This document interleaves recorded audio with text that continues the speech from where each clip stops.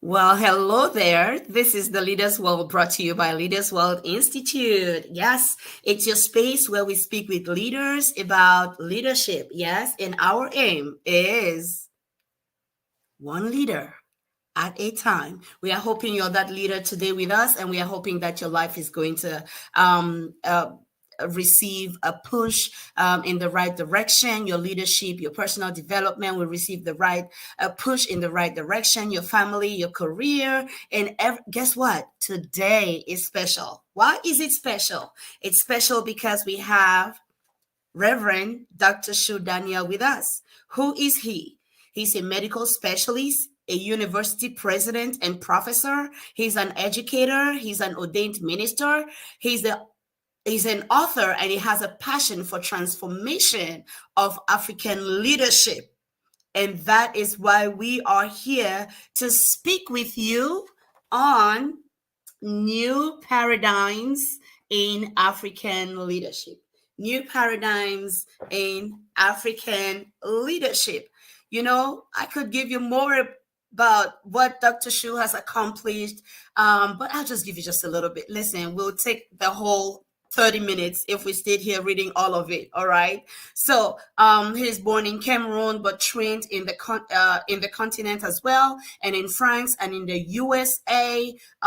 He has been a radiologist and also a leadership trainer for the past 3 decades. He holds certificates like masters in organizational leadership, a PhD in Christian leadership. He has taught thousands of Christian professionals across the continent of Africa and the globe in leadership. His areas of expertise have included leadership, management, strategic planning, paradigm shift, marriage, counseling, integrity, and good governance. Since 2011, he has pioneered the Lead complex with Lead Higher Institute and a university plant in Yaoundé, Cameroon. He is married for 37 years with lovely children. Ladies and gentlemen, without much ado, join me. Welcome to the studio, Dr. Shu Daniel. Hello, Madam Echu Suzanne. It's a pleasure coming on again on Leaders World. Yes, and sir. I'm Yes, grateful sir. that God is using you and your husband mightily to influence leaders across the world. Thank you so much, sir. Thank you so much. Listen, where we are today, I want you to know, our listeners, where we are today in leadership. It's been because of the supervision of Dr. Shu Daniel. My very first trainings, my very first steps have been because of his supervision. And where I am today, my story cannot be told without his great impact in my life. So he is a Thank you. mentor to thousands of leaders in the world. And we are privileged to have you today, sir. We are going Thank to you. be talking on new paradigms in African leadership, learning from the past to build the future. It was such an honor just sitting there and drinking from these rich wells that you have put in a book. But I was wondering, wow, shouldn't Thank the you. whole world actually read this book? Sir, why did you write this book though? New paradigms in African leadership, learning from the past to build the future. Honestly, speaking, Madam Echu, in those early years when we started leadership in the early the third millennium, that's about 2002 to 2020, I was very, very zealous. And I was saying, I'm going to change African leadership. I'm going to bring a change. And I went from nation to nation, teaching leaders and expecting the change to come overnight. And then I realized that shifting a paradigm takes time, takes a minimum of 10 years at times in some places. So I said, since I cannot get everything go through at once, I need to put it in a book such that those who come after me we'll be able to understand where we started, what we left undone, and so that they can continue to do it. Wow. Where we started, what we left undone, and what they can continue to do, learning from the past to build the future. Yeah. Why? Yes, the past of leadership in Africa has been both positive and negative. When you look at the leadership evolution in Africa, we have moved from the pre-colonial period through the colonial period, and now we are at the level of the post-colonial period, which we call independence. Well, fake independence or pseudo independence. And now we are in a fourth phase of leadership in Africa, which is the third millennial phase of leadership. And you realize that we have learned from the pre-colonial period, which was basically traditional leadership. We've learned from the colonial period, where it was dictatorship leadership from the colonial masters. And we've also learned from the post-colonial period, which apparently has not succeeded, because it would seem as if our leaders learned the style of leadership from the colonial masters, and they have gone on with dictatorial leadership. And so we are saying now, in the third millennium, things have to change. We're talking of bringing in a new brand of leadership, which we thought was supposed to have been brought in the post-colonial period. But unfortunately, the post-colonial period failed. And so we're thinking that the third millennium should bring in that new brand of leaders. So how does this dictatorial leadership look like in practice? What is the experience of those who are under that kind of leadership, just so we actually know what we are looking for as far as what we need to change? Yes. African leadership has been plagued by two forces. The first force is traditional leadership. Traditional leadership has its positive and its negatives. If you want to talk of the positive aspects of traditional leadership, you can talk about the respect, the hierarchical manner of handling things, some development that has taken place in the local environments, and the thought of bringing legacy, leaving a legacy. All this has been in the traditional leadership. Now, the colonial masters came in, and what they did was they virtually destroyed, or they virtually eliminated traditional leadership because of the negatives of traditional leadership, which include, mysticism, which include one man kind of authoritative rule also. And so, because they came in with a modern or a new style of leadership from Europe, and we realized that the two came in conflict. And so when our leaders took over after independence, they neither used the traditional leadership style, nor did they use the modern leadership style, or the colonial leadership style. And they tried to join the two.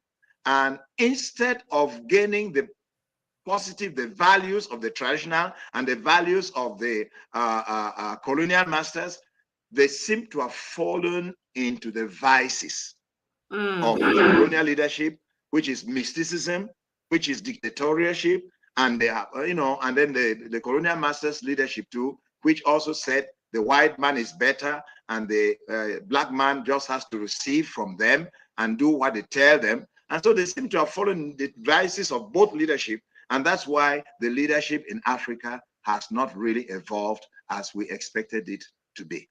Wow. But for instance, obviously, there have been a few leaders who have been standing out. Of course, everybody around the world will talk of Nelson Mandela. Everybody will also talk of Muammar Gaddafi, who are very prominent African leaders who have really left outstanding results. There are other leaders like Mathieu Kérékou of Benin, who also left some very good legacy in Benin. But when you talk of others, Thomas Sankara, also Padre Lumumba, those are leaders that left good legacies. But when you talk about, everybody talks about the Ghanaian, the former Ghanaian Kwame Nkrumah. But in reality, Kwame Nkrumah left ideologies. He really didn't leave anything as prominent as a positive legacy apart from ideologies. The ideologies of Pan-Africanism, which have not really worked because there's a lot of egoism in African leadership and everybody wants to lead. So you find the segmentation that was done by the colonial masters is kept on, and it has continued to divide Africa and prevent Africa from a positive leadership mentality. Wow, new paradigms in African leadership, new paradigms in African leadership with Dr. Shu Daniel right here. Doctor, I'm listening to you and I am thinking about, how you've told us about the traditional and the colonial ways of leading, the traditional and the colonial, and how our leaders in Africa seem to have taken a lot of the vices from both, and Yes. that is why African leadership is suffering in Africa, in African countries. So if you were to give us in a nutshell the virtues of the traditional leadership and the colonial leadership, because you did not say they are all wrong. You said they all have their values, their virtues, and they also have vices. So if you were to give us the virtues that we should be looking for from both the colonial and the traditional leadership, so we can bring Africa into a new era of better leadership where the citizens are enjoying their countries and they are proud to be citizens of those countries and they are not struggling to run away to other countries.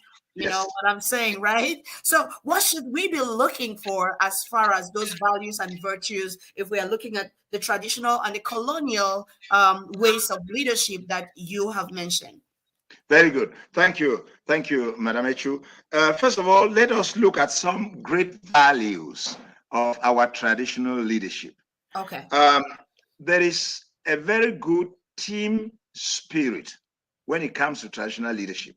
When you take, for instance, the villages that have chieftaincies, the chiefs do not rule alone. Every chief has a team that backs him. And we should call them the traditional councils. And these traditional councils are those that take decisions with the chief. And so when the chief stands up to give decisions or conclusions about what is happening in the village, it is not just his ideas. They are the ideas that come from a team that has met and has taken those decisions. Then in Africa, you have what you call respect. There's so much respect of hierarchy. We respect the elderly. In fact, it's said in Africa that gray hair is wisdom. And in leadership, you say, you need to stand on the shoulders of the wise and the older people to be able to see what they can see while sitting down.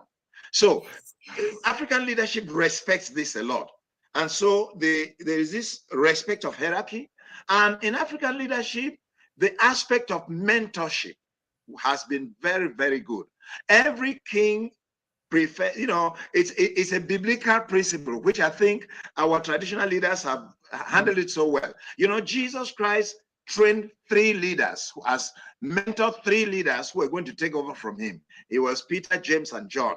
And in the final analysis, Peter was his successor. But he didn't train just one person. And in the village too, every village chief mentors a series of children whom he would hand over the leadership to one of them. And the chiefs and their traditional councils always work towards development. They are always thinking, how do we develop the village? How do we develop the environment? And they also build a lot of legacy. In fact, if you go to my village and you see the palace that was built in the 18th century, it is still standing up today as a modern structure. And it has become a legacy in our tradition. So those are among some of the very good values that our African leadership has maintained. Now, when you get to the colonial leadership was involved with visionary leadership. You know, they have a vision. They look 20 years ahead of time, 30 years ahead of time, and they say, where will we be in the next 20 years? So they are able to build vision and visionary leadership, set goals and objectives, and then they build a winning team. What do I mean by a winning team? Of course, you know what a team is. They are forward players, they are back keepers, and their goals, and you know. So they build a team of qualified, performing people who will be able to carry out the vision and realize the vision. And then they are also thinking of building a legacy and also building succession. So these are, you see, values from both sides, which normally the African leaders would have benefited from. But unfortunately, many of our leaders have not benefited from this. You know, my study for my PhD in Christian leadership was on the plight of African leadership. And we realized that the first plight was egoicism. There is egoicism in our leadership. And that's why you find a president of a small nation as one of 1.5 million will want to remain a leader instead of joining with another nation of 5 million or 7 or 6 million. And that's the reason why, you know, 𝗟𝗲𝗶𝗴𝗺𝗀 ideology of Pan-Africanism has never really worked, because every person is egoistic. He wants to be a leader, and he wants to have people under him. And then apart from that, you have this issue of mysticism. Africa is, first of all, a very mystical country, because the continent, because we have a lot of traditional sects, traditional occultic practices, altars and sacrifices. And in addition to that, as if that were not enough, you find a lot of African leaders who are going to the West, who are going to the East Asia, and who are going to Latin America to get their own kinds of occultism to add on top. And so you find a lot of our political leadership that is plagued by mysticism, both Occidental. And that's why we're not developing. I just give you an example, Suzanne. Look at South Korea. When you compare South Korea and North Korea, there's a world of a difference. They are the same country, but for the fact that they have two different political arenas. The political arena of South Korea has embraced godliness. And because they have embraced God, God has helped the leadership to develop. And today, South Korea is one of the 7 great powers in the world. Wow. But North Korea has rejected God. North Korea has continued with communism. And you see where they are, a retarded nation. I think if our African leadership could embrace on one side model leadership, mentorship, and on this other side, godliness, I think we will be better off than where we are today. Thank you so much. So many questions that are popping in my brain right now, but let me just settle on this one. In your book, you talked about the 5 pillars of leadership. You talked about the 5 pillars of leadership, and they are personality, performance, people, power, and product. Yes. Personality, performance, people, power, and product. Can you just throw more light into what those are and why do we need them? And is there anything beyond that, or the 5 pillars are the 5 pillars? Obviously, that's my way of seeing leadership. There may be obviously more pillars, but I think to me these 5 pillars are priority, because you know, when you talk of personality, we're talking about a leader being a model in integrity, a model in management, a model in character. But unfortunately, we find a lot of our leaders who steal and bank stolen wealth in foreign banks, and some of them die without being able to use it. And the Western nations, which are already developed, they again profit from our meager resources because they go and bank these monies abroad. They die without using them. And I don't want to quote examples, but these are things that have been happening.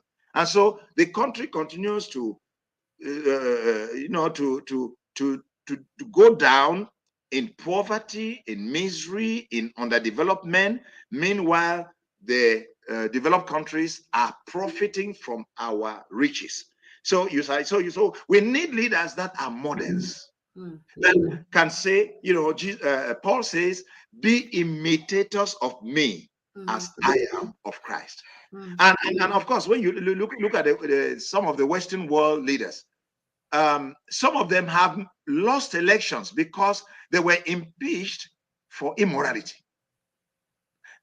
Tell me, which African president has ever been impeached for immorality or for corruption? Some of them, they steal the wealth of the nation. Which of them has really been impeached? And that's one of the problems, Madam Echu, you see, because they are afraid that when they leave power, they will be impeached, like the former president of Egypt, and some of them will die in prison. They therefore modify constitutions regularly in order to die in power. So it's unfortunate. It's unfortunate. So sad. And when you keep the last time I studied, about 3 years ago, there were about 11 African countries that had modified their constitutions for their presidents to stay in power. Can you imagine that? So personality is the first. We need leaders that are models. Secondly, we need performance. Yes. Performance talks of competence, talks of principles that are respected.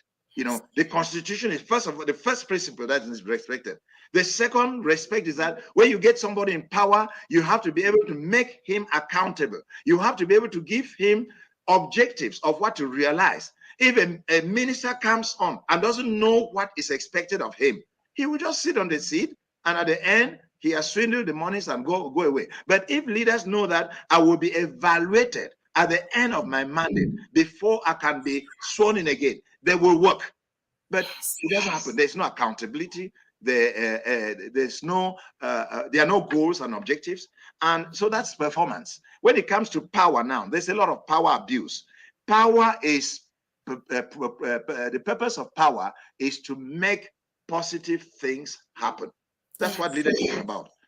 Make positive things happen. Change, create history, positive history for which you will remember. Now, as I go across Africa, I ask people, who are the presidents you can remember in your nation? The president they remember out of 5 or 6 are those that created history. Like Patrick Lumumba, who reigned for less than 1 year, but he created history.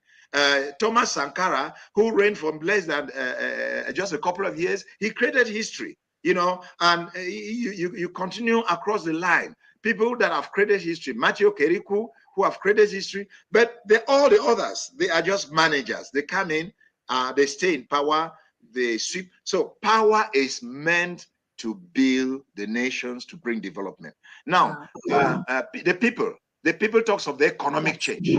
There must be positive economic improvement under the leadership of somebody. But you realize that our economy has remained bad because of the neo-colonialistic tendencies and impeachment in our leadership. And lastly, product. Every leader has a product, positive or negative. Many African leaders have no product. I even go as far as saying that 𝗣𝗿𝗱𝗶𝗴𝗺 Laden has a product, even though his product is negative, but he has made history. Now, you, a leader in your position of leadership, what is your product? What will you be remembered for? Because a product gives you identity and becomes your legacy. Now, the question is, what is your product as a leader? For what will you be remembered? And I think that is the most important thing. So those are the 5 pillars that I talk about. And I think that African leaders, if they were to get into putting into place these 5 pillars, exercising them, I think we will be better off, 100 times better off than where we are today. Wow. Wow, wow, wow. Which one are you going on with, beloved listeners and viewers? Yeah. Just put in the chat, okay? Let us know which of these principles you're going to digest more and put more into practice, because Dr. Shu is just throwing gems all over the place. Now, which one are you picking? Which one are you picking? Put it in the chat. Let's know you're there. All right. Where do you see Africa in the next 20 years? Where do you see African leadership in the next 20 years? Very good question. Very good question. I wish, I think it's in this book or in another book, I talked about my dream for Africa in the next couple of years. And I wish that my dream were to become true. I talked of you can make it, you will make it. And I'm talking of where leadership should be in the next 20 years. But let me just put it in a positive note. The first thing is that it depends. It depends on the attitude, the performance of the leaders that are in place now. Everything depends on them. But I want to say that I personally think that Africa has gone through the darkest hour, and it can only improve from now. Let me give you my reasons. We are supposed to have been 50 to 60 years independent, but in reality, we are not. We have been neo-colonized by especially those of us who are from the French-speaking countries, because we know the 14 African French-speaking countries in Africa. We know exactly the impact of neo-colonialism in these countries. But let me say this. The first thing is our youths, who are our future leaders, they have realized that the colonial masters are no longer doing us any good. And there are youth riots everywhere in Africa against the colonial masters. And I think the colonial masters should learn from what is happening in Africa. It's time for them to pack out and leave and allow African leadership to Africans. That's the very first thing. If this happens, I think we're on a positive note. The second thing is Christians have realized that despite the riches and the blessings of God in Africa, Africa has been termed one of the poorest. And, when you look at the number of poor and indebted nations in the world, Africa has the greatest number. And so Christians have come to the point where they are praying and say, God, you must bring a change for us to enjoy the blessings that you gave us naturally. And I believe that if these two things continue to happen, Christians continue to pray and the youths continue to claim their rights. When you see some of the interviews that the African youths have had with President Macron, where they stood up and faced a president, I mean, they are very bold. And when you see some of the riots that have taken place in Senegal, in Mali, some of these countries, I was saying that if it continues, I think Africa has a bright future. I'm seeing Africa independent politically, economically, and it will usher in development if our leaders also decide to change. So, Doctor, you talked about neo-colonialism and you pointed that as the primary problem that Africa is facing right now. Yeah. Is that so? Am I right? In my book, I can't remember is that the primary problem? Is that the foremost problem that Africa is facing right now? Neo-colonialism. No, there are two main problems. Madam Echu, there are two main problems. The first problem is, I've termed them isms. Isms. All right. Yes. Yeah, isms. The first set of isms are local isms that our leadership needs to work on them. And what are these isms? I'll just give you some examples. There are at least 10 that I've cited in my book. There is traditionalism, there is tribalism, nepotism, there's egoism, there is authoritarianism, there's alcoholism, there is, mysticism. These are some of the local isms that our leadership has to come out of. Why am I saying so? Let me say something. Africa was colonized as much as India, as much as China, as much as some of the Caribbean nations. Mm-hmm. But today, look at India. India is out of the influence of the colonial masters and is developing. It's one of the developing, strong, fast developing nations in the world. Things like, Yahoo.com, and they have a lot of specialists in technology and so on. Mm-hmm. Look at China. China is a super world power, despite some of the colonial things that happened, Australia and so on. So I think we African leaders, we have to face facts with the fact that we should not throw all our blames on the colonial masters. We ourselves, we have allowed ourselves to continue to be remote controlled instead of seizing the power that we need to have. Let me tell you, Madam Echoo, the day that President Laurent Gbagbo of Cote d'Ivoire was caught by the international army, I wept because I saw this man as a leader ordained by God to free Africa from neocolonialism. But they came in and destroyed him. So the first is the leadership style of our leaders. And then secondly, I just put neocolonialism as a second strong point for which Africa needs to be liberated. Obviously, there are some countries, English-speaking countries that have been liberated. So I put the two on the same level. Neocolonialism and also African isms need to be worked on. Ladies and gentlemen, Dr. Shu right there, teaching out from his book, New Paradigms in African Leadership. You know what? We'll be right back. He just gave us all those isms. I don't know what you think about them. Put them in the chat. Let's know what you think, and we'll be right back. For your corporate and personal needs. Leaders World Institute, changing lives, one leader at a time.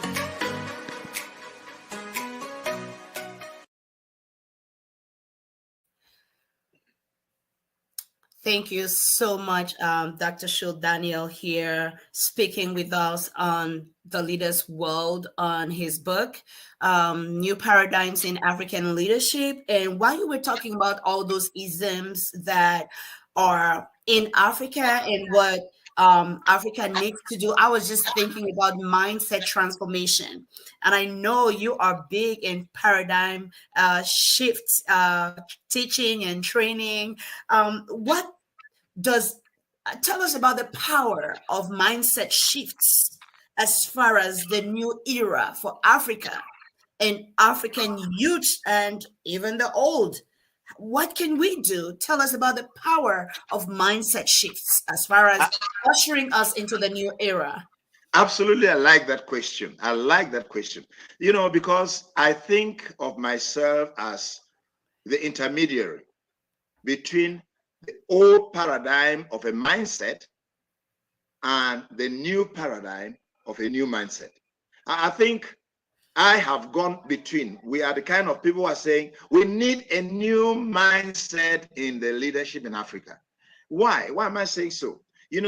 When independence, in quotes, when independence came in, the new leaders that came in, they had not learned leadership in school. They had not practiced leadership. The only kind of leadership they knew was the colonial masters' leadership. And so their paradigms were not changed. Let me give you an example. The school system today is still the archaic method of training. In school, you are teaching children about Britain, about America, about Europe. What do those children learn about those things? And how will it ever profit them? Yeah. Instead of telling the children how to be able to transform, leaves into medicines, because we have the leaves, Yes. transform into medicines. How to be able to transform trees to lumber, to timber, and how to be able to use every aspect of the tree. Our educational system has continued to be a white collar job seeking educational system, and it's going right up to universities. Now we need a new kind of education where we train people to create jobs, to create riches, to bring a change in their environment, beginning from their villages and then their towns and then their nations and then their continent. We need that. So that's just an example. Let me give you another example about money. Up to today, can you imagine that our money is printed out of the country? How can that be possible, my dear sister? 60 years after independence, are we really independent? Can you imagine that our economy is still subjected to the European euro? Are we really independent? So I really think that we began seeing these things, and we were not strong enough to be able to cry foul. But now the youths that are coming after us, they are seeing it and they are crying foul. So I think there's a good shift in the mentality of our youths. And I want to encourage our youths who already see what Africa was supposed to be, where Africa was supposed to be, and they're saying the time has come for it to happen. I really believe that by God's grace, if we begin to have the new youths, the youths coming into leadership with this new mentality, it will not take long for Africa to reach where it's supposed to be. That is so hopeful. What you just said, and what can we do? We can only hope for the future. I'm reading from your book, New Paradigms in African Leadership. I'm actually reading from page 31 right now, and you say leadership is the ability of a visionary to build a team with the aim of transforming men, organizations, and society to the best that they can be in all aspects and influence subsequent generations. Talk about, I'm going to talk about some other things on this page really soon, but I was hoping that you could tell us more about influencing not only this generation, but influencing the next generation. How can the Africa of today prepare for these shifts that would be transgenerational and that would be positive? That would be the Africa that we've all been hoping for, the changes that we've been running to Europe, to Asia, and to other places where sometimes we are not even welcome. How can we make Africa that place for us? How can the mother in the village be part of this movement? How can the youth in the city be part of this movement? How can the civil servants that's working in their office be part of this movement? Thank you very much, Suzanne.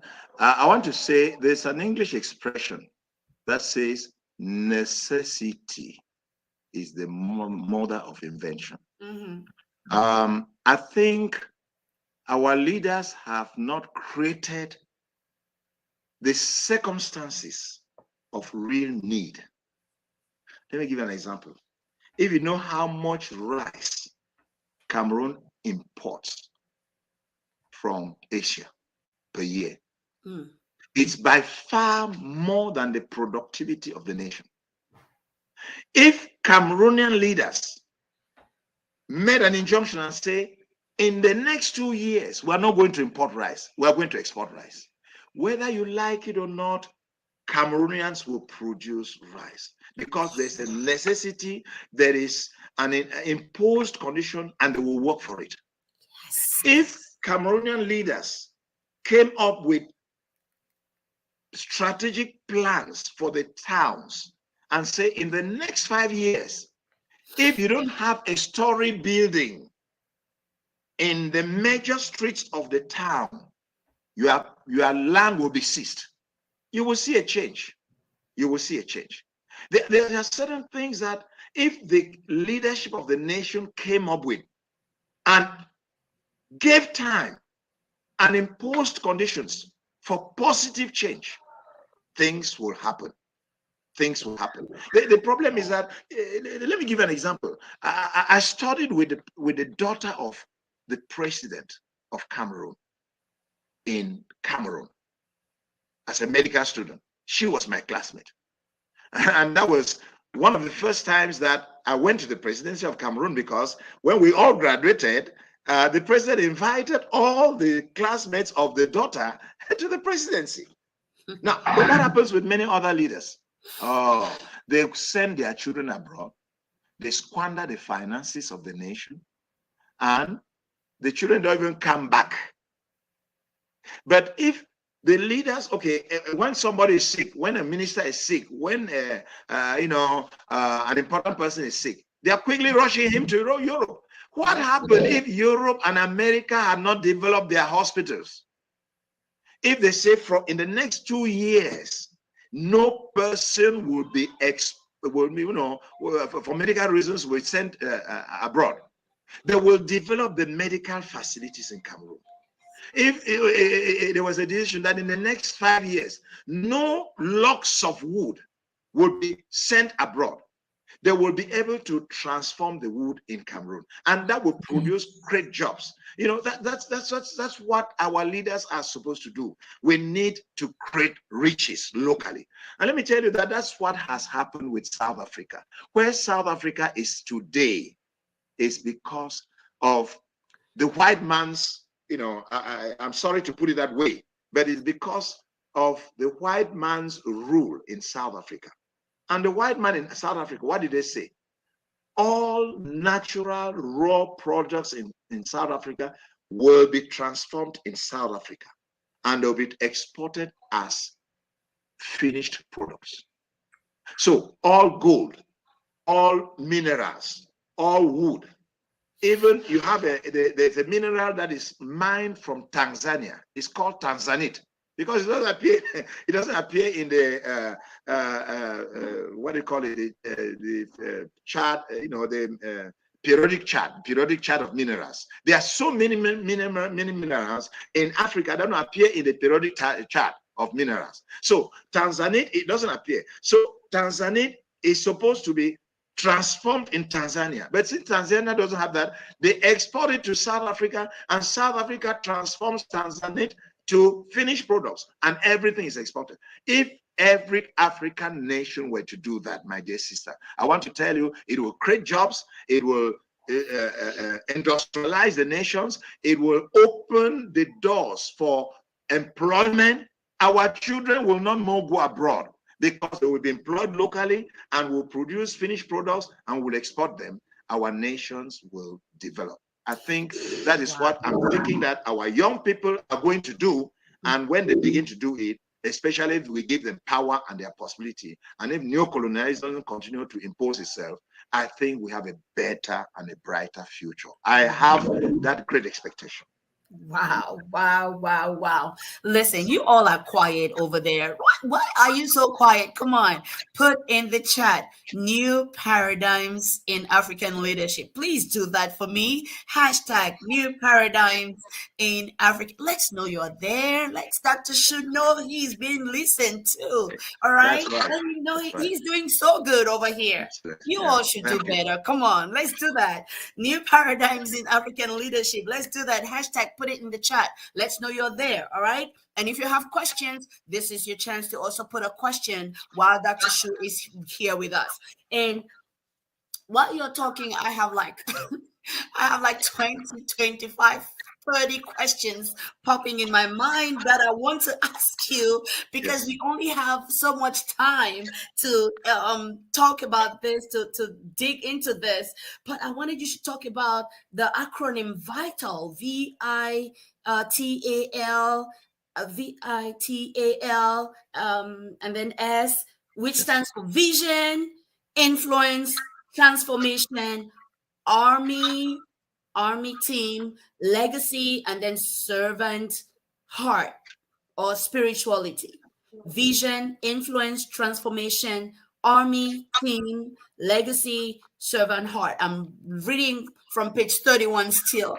Just, Okay. while you were talking, I was thinking, if we can just dig into these concepts, into these ideas, into these philosophies, into these way of thinking, Yeah. something will definitely shift. Yeah, thank you, my dear sister. I'm really praying and I'm really believing. And I continue to teach leadership across Africa. I think we've made a small progress, and we hope that those who are taking off from us, presently I'm building mentors. I'm a mentor, sorry. And I have mentees. I'm trying to build leadership into them, and we hope that they will be able to take over and continue. That's why I have a school in Cameroon called Lead Higher Institute. LEAD is an acronym which talks about leadership, which talks about economy, about auditing, accountability and development. And I really believe that these aspects and these ideas we are bringing in to leadership in Africa, and especially our purpose is to train leaders professionally efficient and spiritually matured, so that the professionalism will bring performance and the spirituality will bring character and being models. And the two put together, like Daniel of the Bible, I think we'll have excellent leaders. But the word vital is my personal definition of a leader. A leader must have a vision. He must be able to set goals and develop strategies. Because if you have a vision and it's only just a statement, it is just a dream. But every vision must be realized. Mandela realized his vision. And we are praying that every leader in every nation, whether it's president, whether it's ministers, governors, they should have visions for their jurisdiction and work towards the realization of the vision. Normally, a leader needs to be re-elected because they see him accomplishing a vision. One of the presidents in Senegal, President Watt, when he came in, his vision for the first 5 years was, I will transform Senegal into a building site. A building site. And by the end of 5 years, he had projects all over the nation, projects of roads here, projects of infrastructure here, projects of development here. And he came and told you guys, I have succeeded my vision. See, Senegal has become a building site. If you give me another 5 years now, I will complete all the projects that I had. And the nation saw what he was doing, and they gave him a second mandate. I think that's the vision aspect. Influence. John Maxwell, one of my mentors, and I know he's your mentor too, he says, leadership is influence, nothing more, nothing less. We need to influence positively, creating a positive impact that is durable wherever we are. Whether the influence is in the lives of people, or whether the influence is in structures or in the society. Now, the I talk about transformation. Now, transformation talks about, at the end of your mandate, at the end of your time of leadership, when you look back, what have you changed? What positive changes have you made? You must be able to say that, I took the nation, I took the organization, I took the company at this level. I am leaving it at level B. And between level A and level B, these are the things that come in. That's what we are supposed to do to evaluate every leader. Yes. Because the leader has brought transformation in the lives of people and transformation in the society. And A talks about an army, a team. every good leader succeeds because he has built a winning team. But you know, in politics, you destroy all your opponents. You destroy all your opponents, and your opponents are the people who have bright ideas, who can challenge you, and then you leave all the non-entities around you in order to remain the king. In leadership, we say every good leader must have between 5 and 15% of people who see and think differently from him. And that leader should appreciate those 5 to 15%, should listen to them, should be able to use their ideas to improve on his leadership. But unfortunately, in political leadership in Africa, you crush the 15%. You deal with them.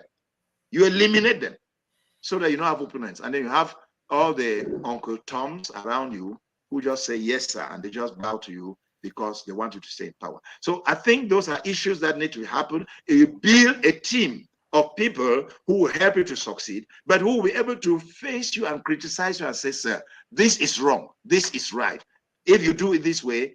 And mostly the team should be technocrats, not politicians. Politicians know how to play politics. They don't know how to bring administration. They don't know how to bring development. They know how to bring changes. They are technocrats that bring those changes. So our team must be made of technocrats. That's the army. And then what was the last letter? Vitals. The last letter is S. Yes. L is a legacy. L is a legacy. Every leader must leave behind him a legacy. And lastly, servanthood or a servant heart. You must be ready to serve the people. That's what leadership is all about. Leadership is not about lording over people. Leadership is about serving people. And when we realize that Jesus served and he's created an impact in the whole world, Yes. our leaders must learn to serve. Doctor, we have a question from Patricia. Yes. Hey, Patricia, shout out to you. Patricia is joining us from Zimbabwe, and she says greetings from Zimbabwe, and she has a lot of comments in the chat, and she has a question. Her question is, education can be the vehicle to transformation. Give us your perspective on educational leadership. Thank you, Patricia. Thank you for coming in. And I think, excellent comment. Look, China is where they are because of education. China decided to train mathematicians. And when we're learning maths in school, they said mathematics is always 100 years before its application. And Chinese today, look, you want any machine, just tell them what kind of machine you want, and they'll go into their factories and they'll produce it. It's because of education. India is where they are today because of education. Brazil is where they are today because of education, but not just the education, the colonial master's education that is able to bring transformation of the natural products and know how to work agriculture, know how to transform the raw material into finished products, know how to produce water from our rivers and from the wells. That is education. It's, what we call localized or nationalized education. That education is not about what is happening over there, but how we can bring a change in our environment. And I think that if African leaders would understand this and change their educational systems, all the changes that are brought in the educational system are brought from Europe and America. But our think tank is not there to say, let us transform our educational systems to fit the local situation. Education is key to transformation. Wow. Hey, listen, first of all, congratulations and shout out to us, meaning we are the team, the winning team. Why do I say that? Because now we have stars, okay? Facebook has unlocked that possibility for us. On my platform on my face, so you can send stars to support this show and to keep us on the air. Okay, so you can send us stars, and you can do Zelle, you can do Cash App. We have the information on the screen to support this program. But I was so excited when I saw they sent me the email about the possibility for us to get stars. I was like, I called my son. You see, I'm still learning this whole technology thing. I called my son. I said, hey, come here. They say we can get stars. What does it mean? So my son told me about the stars, and we tried to test it, and he was the first to send me stars. Shout out to you. Shout out to you. Winning team. All right. He sent me stars so we could see how the stars work. Dr. Shu is here. You see, we have just a couple of minutes, and I have a ton of questions I still want to ask. I wish we had more, but it's fine. It's good to go one bit at a time.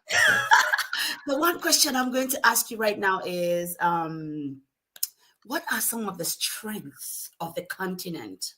What are some of the strengths of the continent, African continent, that we could harness? What are the strengths, and how can we harness these strengths to become a powerful emerging continent in this dispensation, in this century?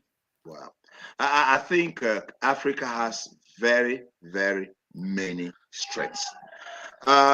This may be shocking to many people, but Africa is the second richest continent in the world. Second richest place, only to the Middle East. The Middle East, their riches are mainly oil. And you know, God had definitely given the Middle East to Israel, but Israel played carelessly, and they only occupied 10% of what they were supposed to occupy. And the Arabs came in. But look at what the Arabs are doing with the riches in the Middle East. The Middle East has become a small paradise. Even the Israelites in the little desertic kind of land they have, their ingenuity has transformed Israel to be a small paradise. But come to Africa, my dear sister. Africa has all the minerals of the world, and more than the minerals that are found on the periodic table. Africa has the greatest deposits of diamond, has about 40% of the deposits of gold in the whole world. They have some of the highest deposits of uranium, of mercury, of cobalt. And when you know what cobalt is the most researched for mineral, because it goes into the development of planes and cell phones and, you know, all the modern technology. All these are found in Africa. Apart from minerals, Africa has one of the thickest forests in the world. And when you talk about forest, you are talking about three things. You are talking about wood, that's timber.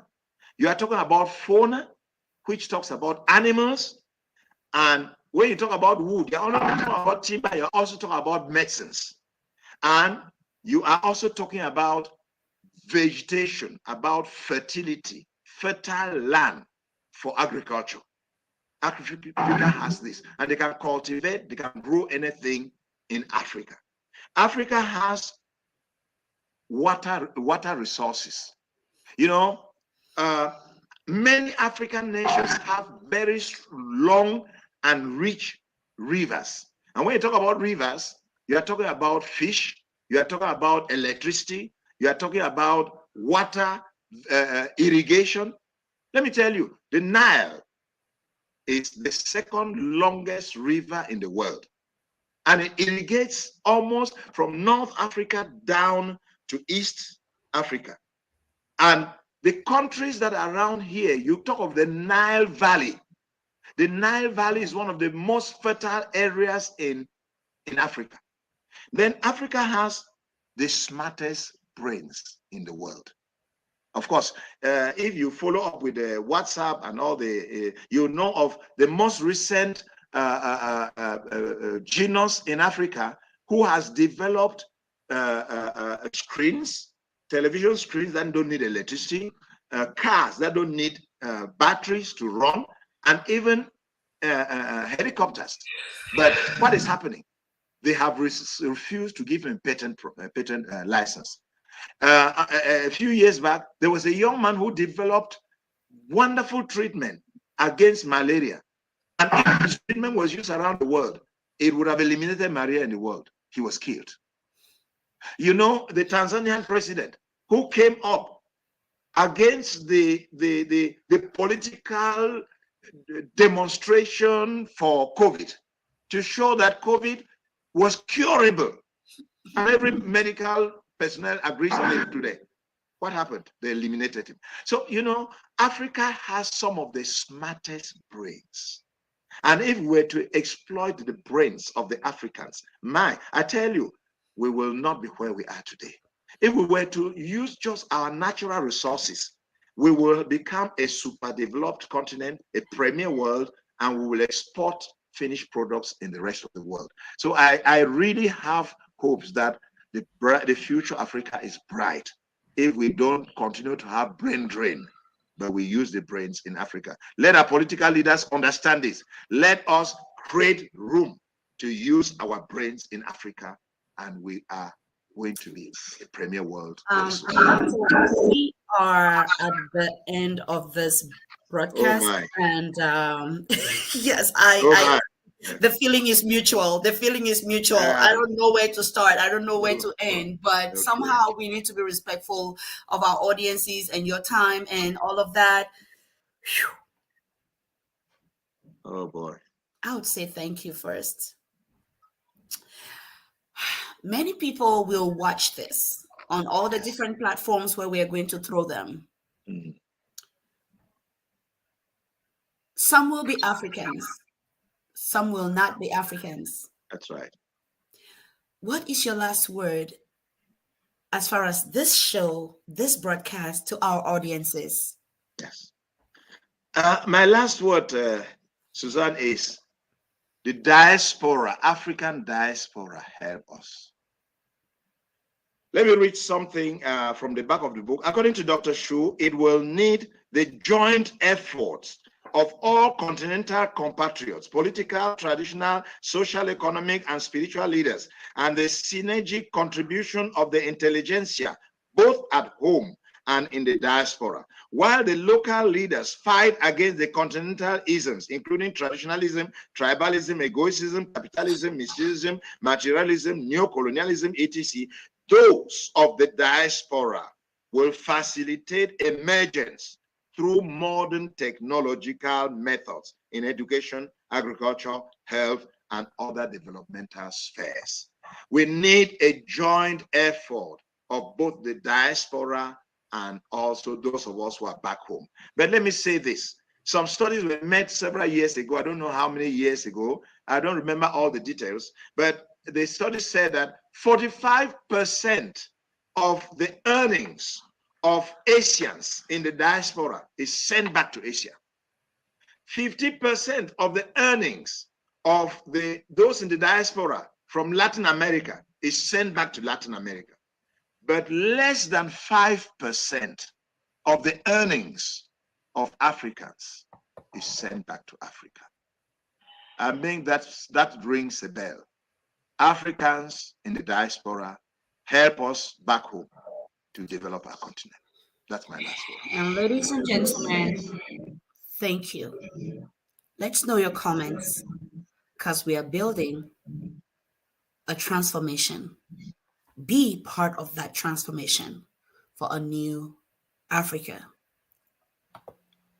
For your corporate and personal needs. Leaders World Institute, changing lives, one leader at a time.